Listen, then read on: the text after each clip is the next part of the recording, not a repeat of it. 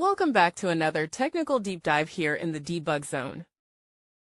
Today we're tackling a big question and breaking it down with insights from other users. Hopefully this clears up some misconceptions and helps you get the answer you need. So buckle up, stay a little curious, and let's jump right in.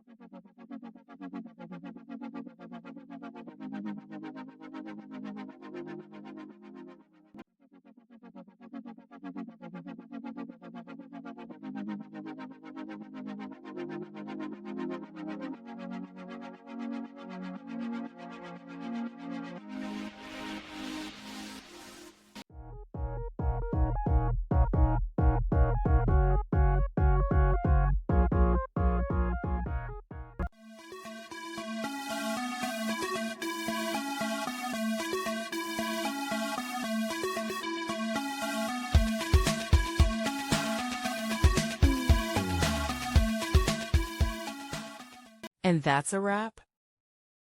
I hope you found the answer you were looking for. If you did, take a second to hit that subscribe button. It really helps out. And let me know in the comments which solution worked best for you. See you next time in the debug zone.